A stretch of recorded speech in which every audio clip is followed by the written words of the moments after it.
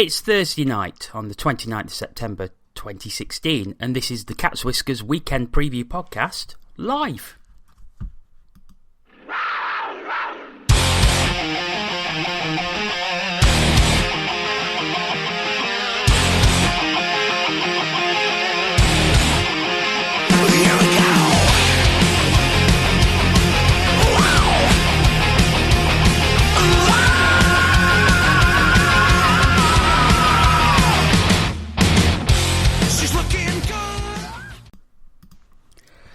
Hello and welcome to another live edition of the Cat's Whiskers podcast. My name is Jono Bullard.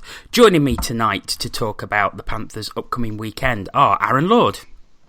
Hello, Jono. And Tina Taylor. Hiya. Hiya.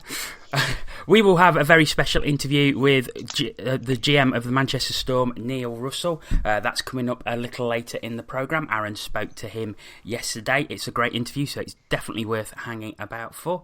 We'll be looking ahead to Saturday's game against the Manchester Storm for the Panthers, and also Sunday's game against the Cardiff Devils at Ice Arena, Wales. We'll also be talking about a couple of fundraising events for Adam Calder and Scott Matzka. But first, we're going to talk about Sam Oakford, as it was announced today that he had signed for the Telford Tigers in the EPL after being released from his Panthers contract early in the week because he was going to do teacher training. Of course, Marcus Maynard, an ex-Panther, was released by Telford. That was confirmed yesterday. So, Aaron, I'll start with you.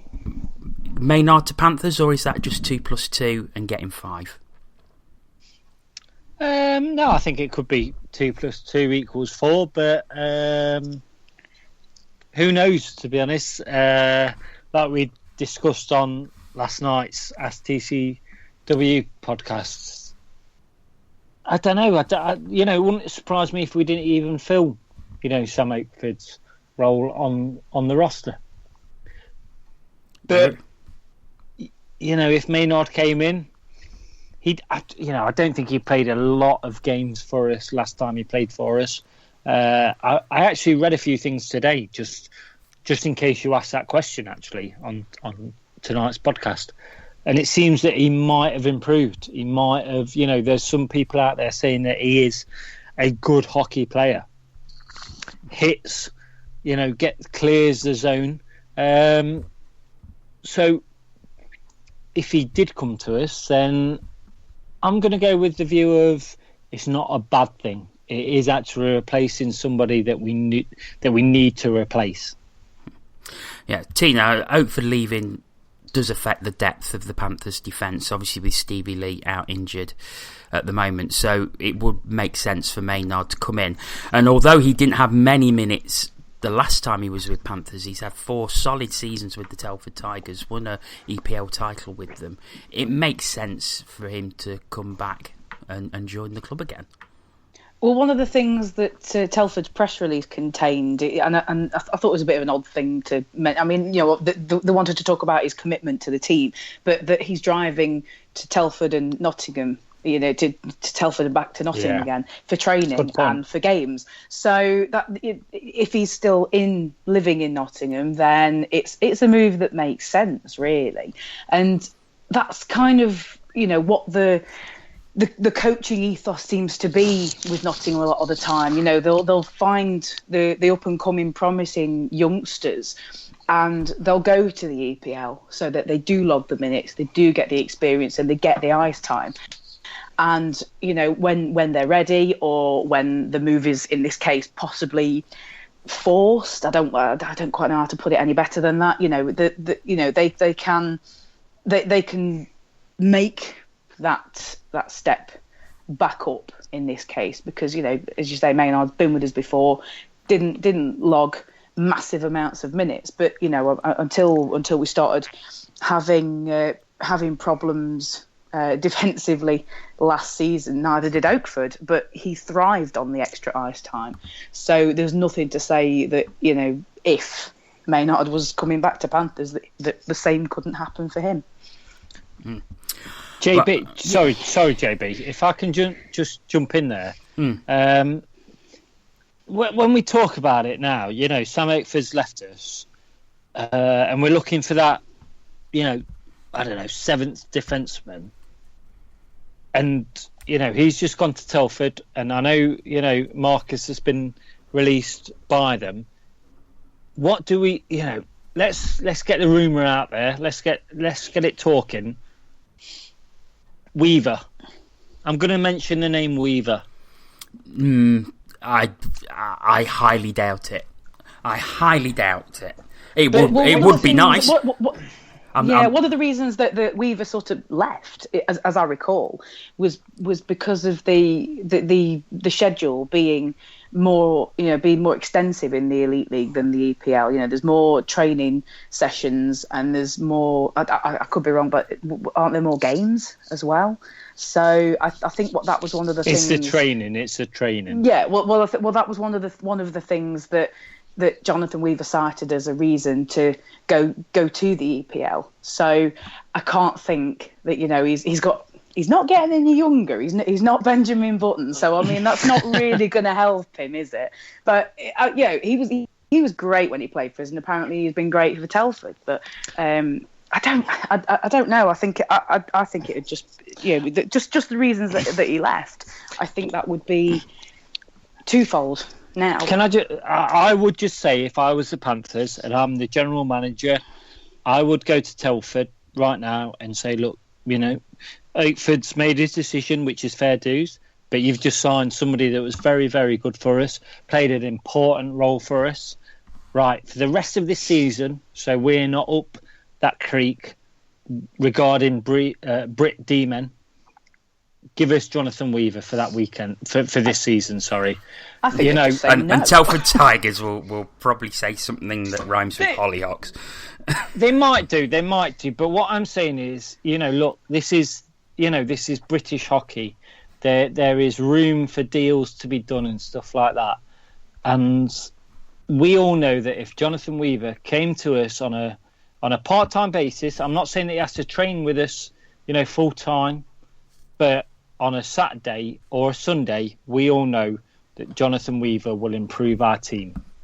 Okay. And I'm playing that devil's advocate and throwing it out there as a random statement or suggestion. But why not go for it? Why not speak to the Telford? Why not speak to them and see if that is possible?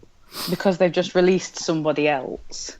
But why have they released him? Because I read into that message that their press release that maybe they just didn't get enough from Marcus Maynard than what they wanted. And we all know that Jonathan Weaver is better than Marcus Maynard. He's better than Sam Oakford, with all due respect. So but let's be bullish. We're so-called the Elite League. We could go to, the EPL is a lower league in the views of many people within, British ice hockey. Why can we not go to them and say, look, can we take Jonathan Weaver on loan? I don't know. I'm not saying it's going to happen. I'm just throwing it out there to the listeners and to the wider people to see whether that could be a possibility. Yeah, I honestly can't see it. But what do you think? Get in touch with us. Twitter @CatsWhiskersTV, #TCW Live. And what do you think? Is Aaron right? Do you think we should go for Jonathan Weaver? Do you think there's a possibility of him coming here? Or do you think it's more likely that Marcus Maynard will join us? Moving on, and an interview in the Nottingham Post, excellent, by Matt Davis with Brian McGrattan. It's a 3-part read. The part 1 was yesterday, part 2 was today, but revealed some very interesting truths about Brian McGrattan when he was in the NHL, about his alcoholism and drugs. Very, very interesting. He says he's been 8 years sober and now would like to, once his career ended, is be a counsellor and stop what happened to him happening to other hockey players. I mean, Tina, you read the article just like I did, and it was just an absolutely fascinating read. Yeah, it was.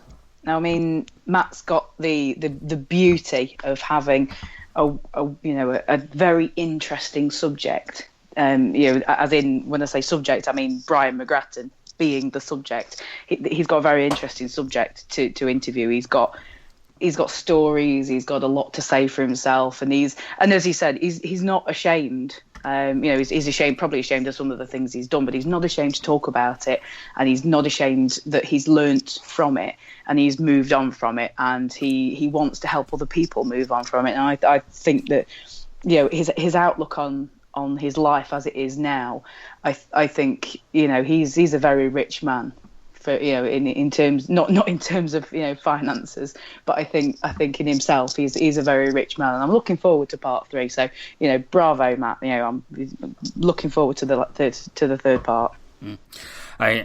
Aaron, I suppose it shows that the pressures that players that do play at those levels are sometimes under, that they can sometimes go off the rails like that. I mean, I suppose we only have to look at Theo Fleury, who of course was at Belfast Giants, who very famously had many problems when he was in the NHL. And I suppose it's something that doesn't get talked about a lot, but seems to be coming to the fore a lot more.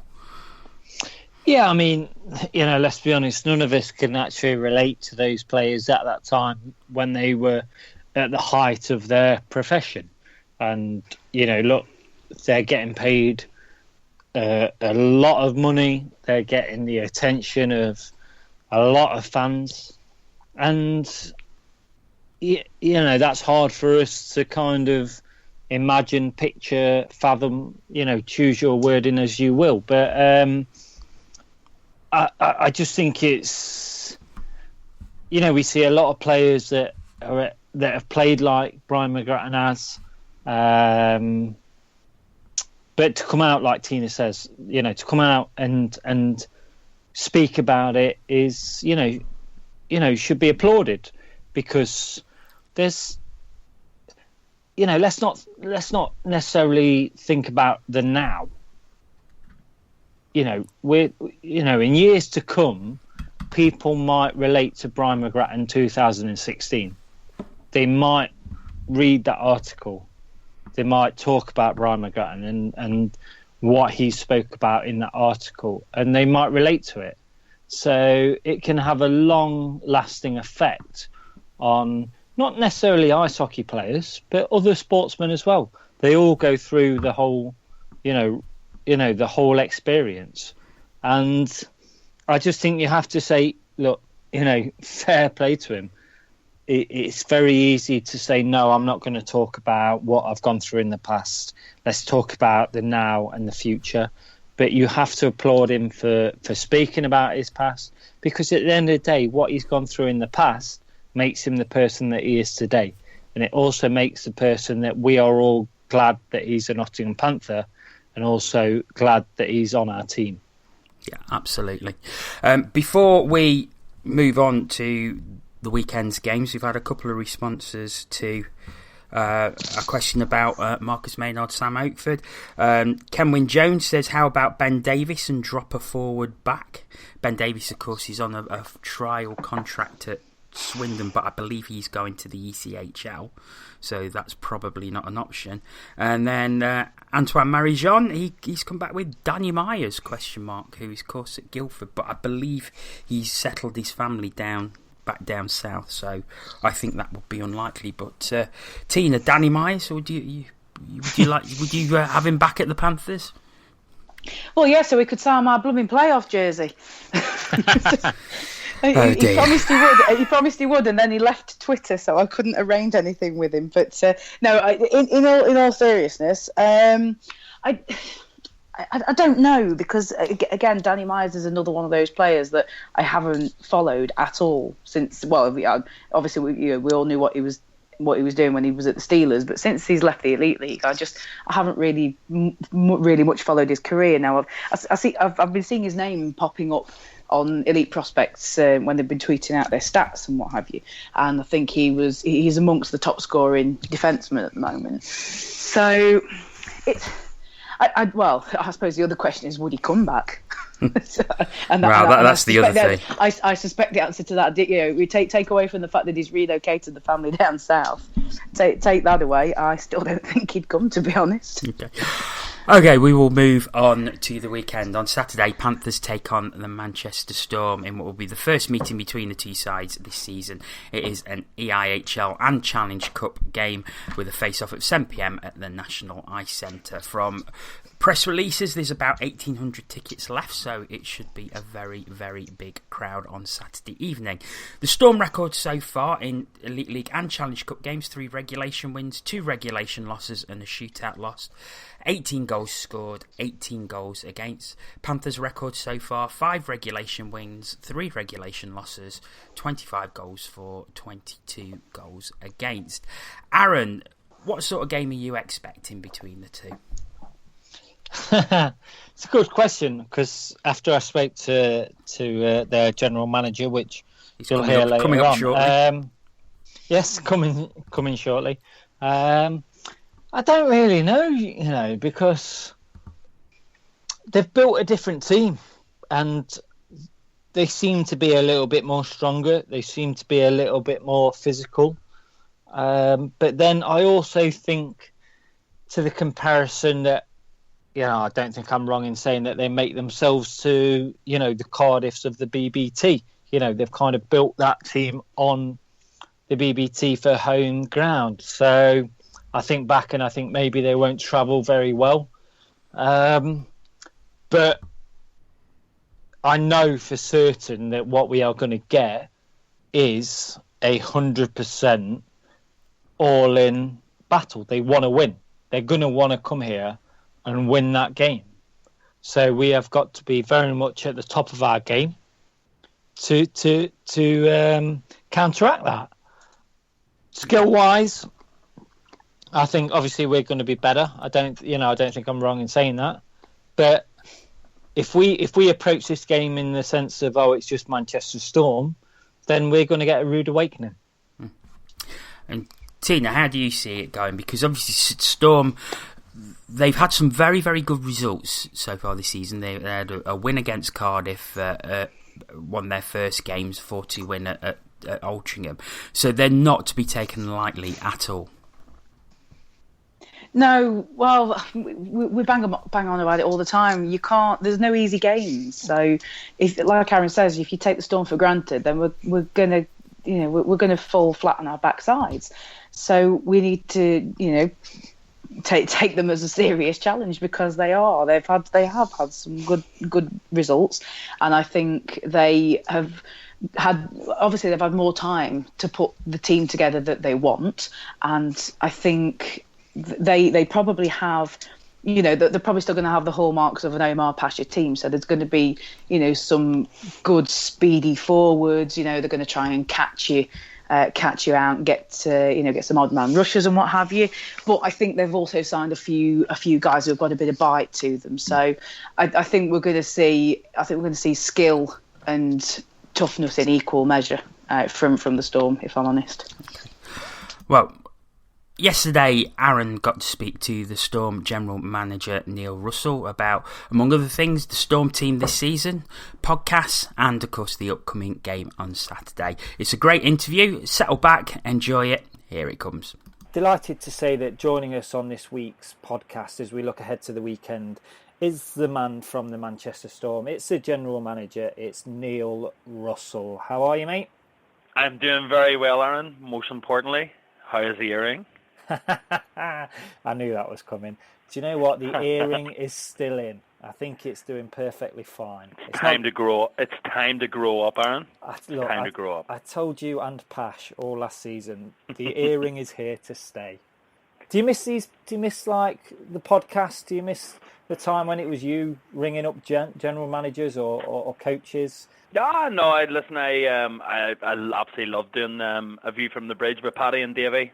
Great times, and as I say, we forged a great chemistry, the three of us together, and Davey and I with our weekly arguments, Paddy trying to mediate between the two of us. But we absolutely loved doing it, and I still tune in from time to time, get the odd phone call from Paddy asking me to come on also from time to time. So I enjoy listening to them all. I have to say, A View from the Bridge and Cat's Whiskers are or two of the first listens every week. Just as I normally pop it on just before bedtime. No, well, normally you knock me off to sleep, Aaron. I have to say with your dulcet tones, but yeah, no, I'm joking. Listen, I still listen to a lot of the podcasts from around the Elite League. I think it's something that the podcasts that are done by fans are absolutely superb. The quality of them now is excellent, and the content and what have you. And certainly in Belfast,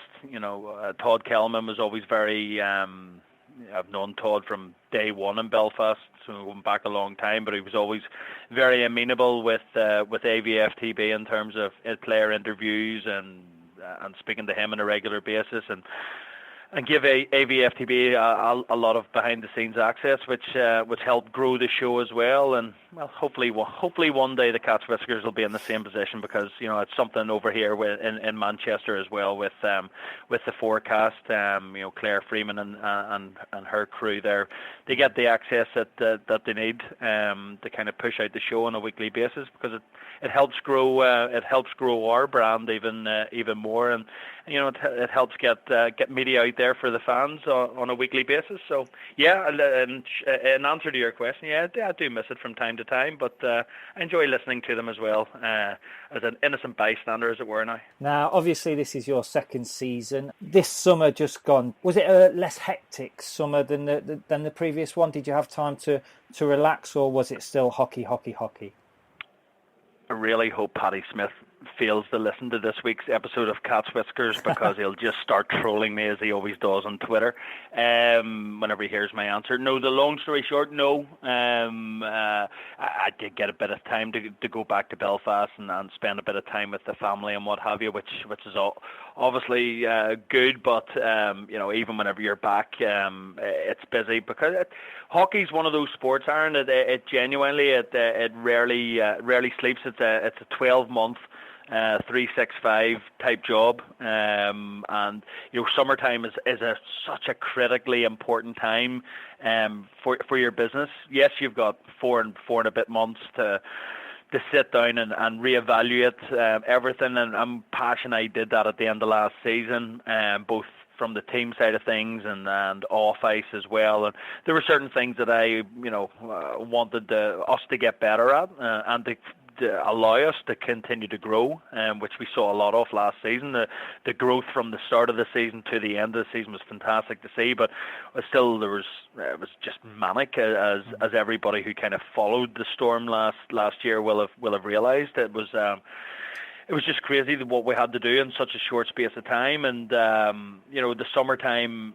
I think it was your current general manager Gary Moran that once famously answered a question whenever asked when does the work start for the next season, and he was 100% true in what he said. It starts the day after the previous season ends, and it's one of those sports, as I say, you've got to put in the time. It's not 9 to 5, and you've a lot of late night phone calls, late night Skype sessions with your coach, and talking about players and getting reference checks done. And from my side of things as well, I'm sitting down looking at the commercial side of things, and how we improve our match night entertainment, and how we market the club, and just a million and one things. So summertime is just as busy, if not busier, than the regulation season.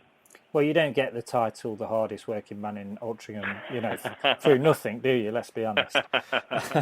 But, your second season, let's talk about this season's roster. For you, how does it differ from the first one that you and Pash put together? Because you've had a little bit more time this summer, and obviously, you know a lot more than what you did, obviously, when first getting into the role. So how does it differ from that first set of players? Yeah, I mean, last year we did have to kind of recruit the team inside 6 weeks. I think we played you guys in a pre-season game where half our team were Altrincham Aces players, given the fact that we still had half the team to sign, or half the team to get across the Atlantic as well, because we're waiting on visas and all that type of thing. And so from that side of things, whenever you talk about the summertime and what have you, and having that time to recruit what you want, you're able to get guys signed up earlier, get the visa process started earlier, make sure that the housing's all done, the cars are all done, flights are booked in time, and all the rest. But I think from a playing perspective, I mean, Pash and I had a very clear vision, and we knew probably inside 2 to 3 months of last season that the team that we had, nothing to do with individuals per se, but just more the composition of the team just wasn't exactly what we were looking for. You know, we knew in our rink, which is obviously a replica of the Big Blue Tent, you know, we wanted to get a bit bigger, a bit more physical, maybe a bit nastier as well. Certainly on the back end, I mean, we felt that, you know, as a team defensively last year, we weren't the greatest, conceded too many goals.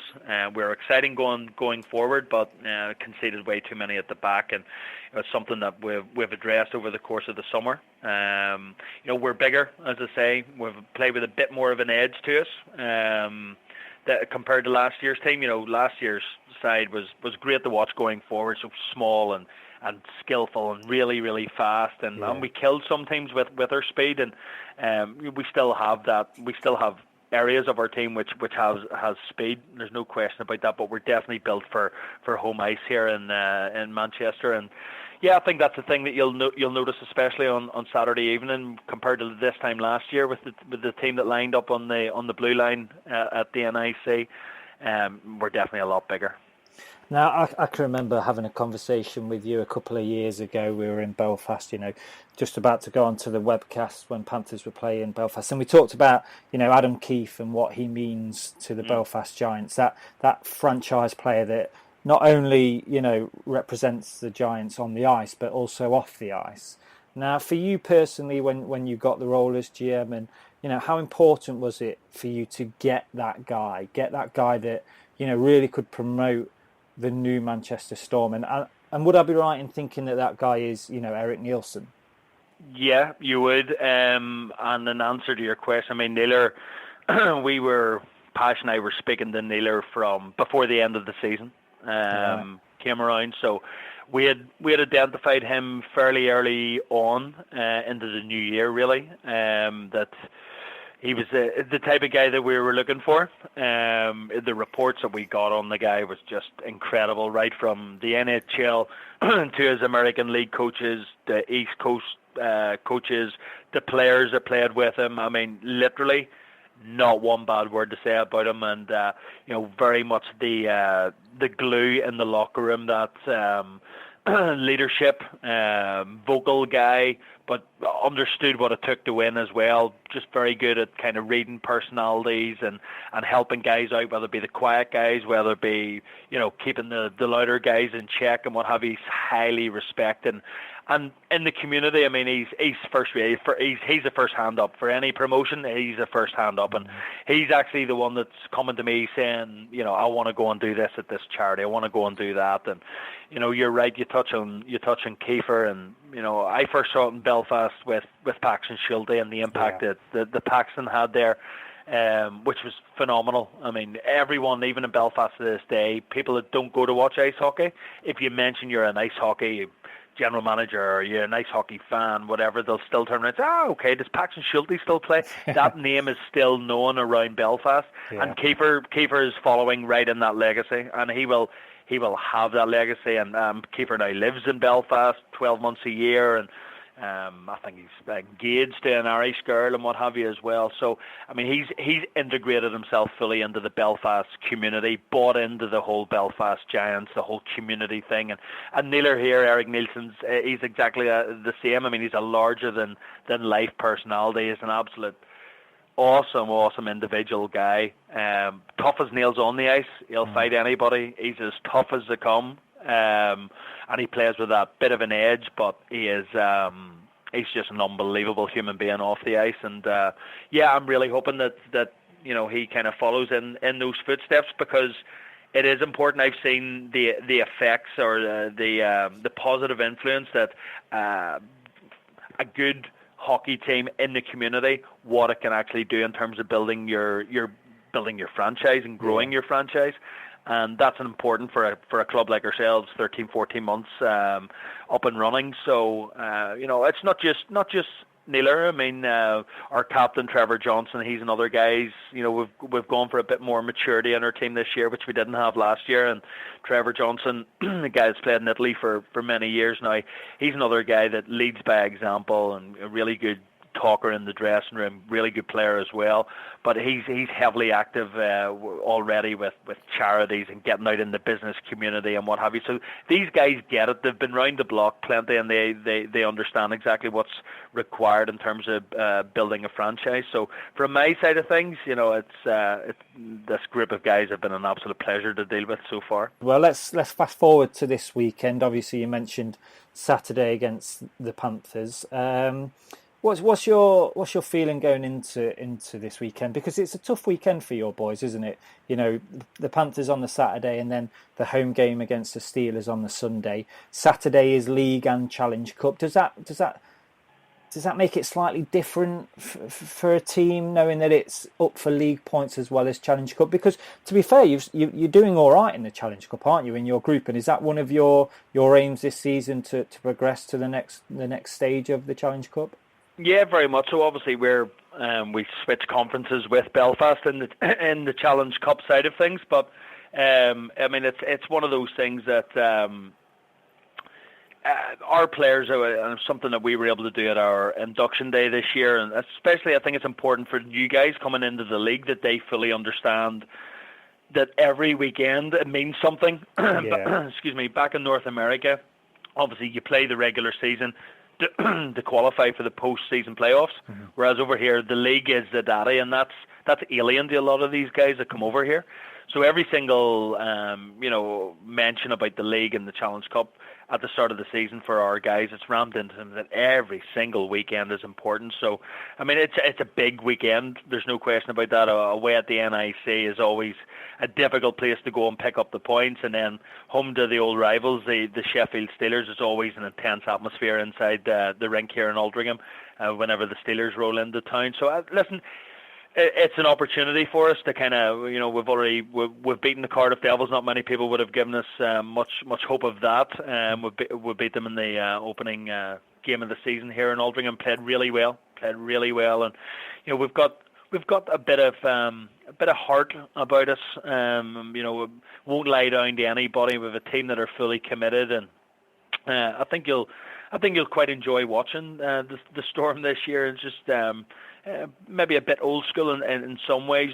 Players like Darian Dzinski plays with an old school edge. He reminds me a bit of a Darryl Lloyd in terms he gets under people's skins, and he's one of those guys that likes to say a word or two out on the ice there. He finishes his hits, but he's really skilled. He's really skilled guy as well. Puts up good numbers, scores goals, and has started very well for us as well. But he's one of those guys that kind of the opposition fans will love to hate type thing, but whenever he's on your team, you love him. But I think this weekend's going to be it's going to be interesting. There's no question about that.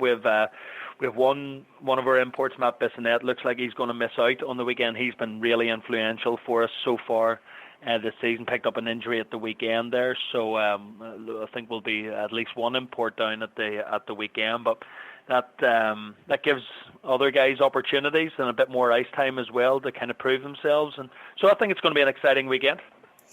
Now, my final question is that the last time the Manchester Storm played at the NIC, I remember very clearly you was on gate duty for a small section of the game. Will we be seeing you opening and closing that gate on Saturday evening? You didn't see, you're telling porkies, Aaron, you didn't see me opening any gates whatsoever. You saw me down on the bench. Yeah, and that was the very first game. Was you leaning on the bench? Is that what you was doing? It was the very first game that, and that, that's symptomatic of where we were at that time, this time last year, with no assistant coach, no bench coach, and we have obviously Mike Moran with us now, former Storm stalwart. But I was down there, but yeah, I've been on the bench twice since we started up last year. But no, you don't see me in and around the bench very often, that is for sure. But as I said, yeah, I think you'll see a very different Manchester Storm team to the one that you saw last year. I think we're a team that have a something about us that might surprise a team or two throughout the course of this season.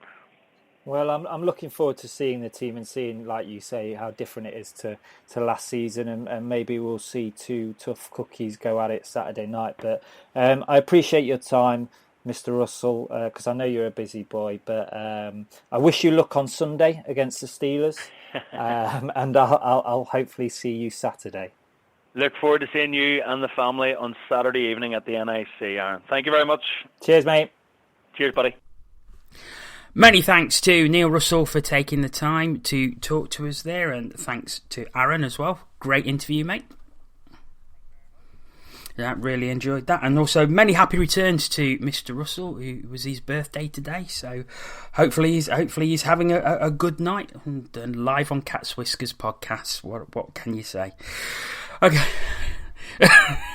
We will carry on with the weekend's games, and on Sunday Panthers travel to play the Cardiff Devils in a Challenge Cup group game at the Ice Arena Wales, a 6 p.m. face-off, and it will be on Ice Time TV webcast for those who want to watch it who aren't travelling to Cardiff. The Devils' record so far this season is 5 regulation wins, 3 regulation losses, 24 goals scored and 14 goals against.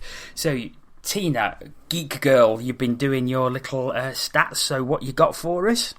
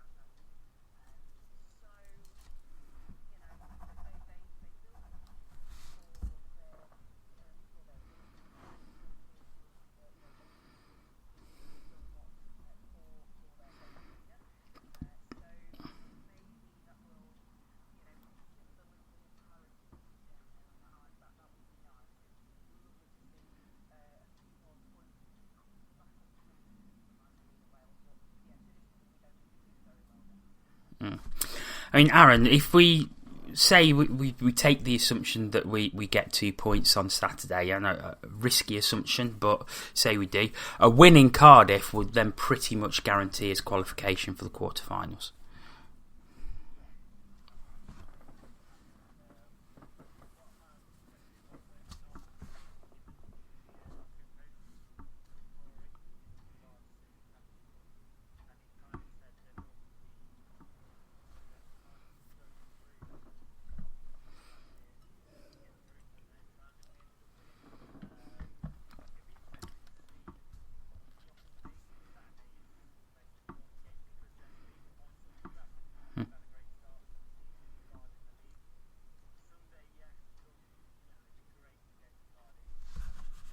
Points, and for me personally, I think we will actually, fare quite well in Cardiff this season.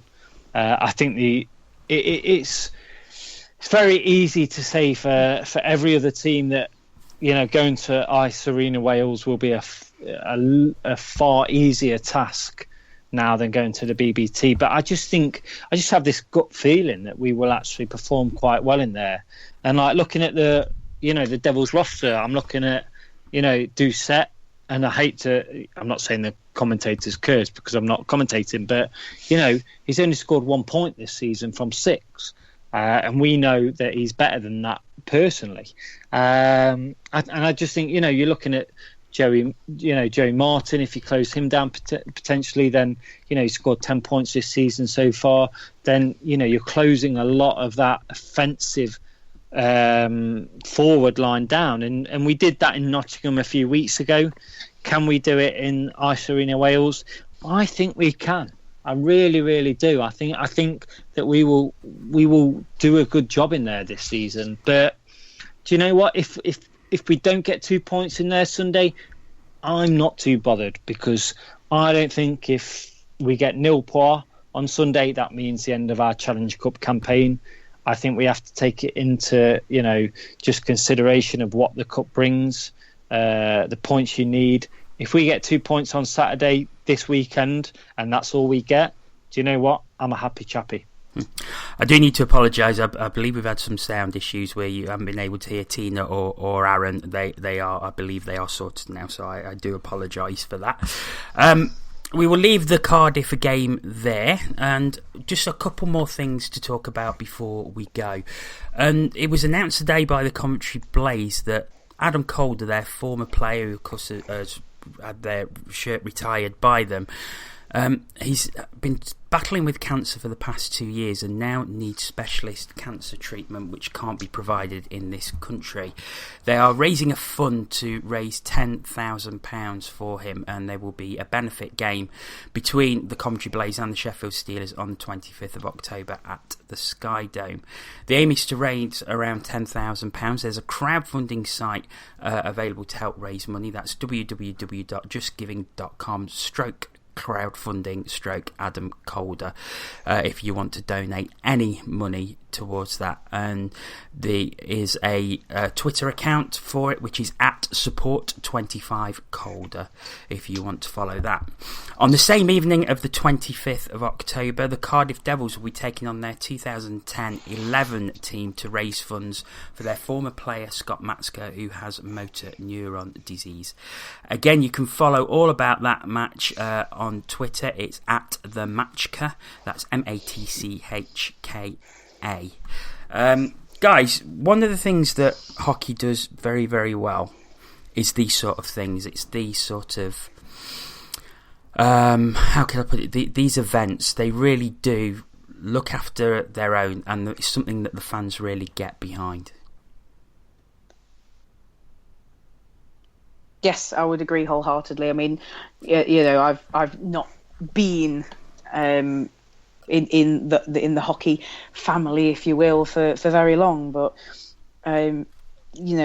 anybody, there's just there is just a big coming together when somebody, one of our, in inverted commas, one of our own needs something, needs help, needs some support, and it is sort of, right down to that level. It's not just the money and the games and all that.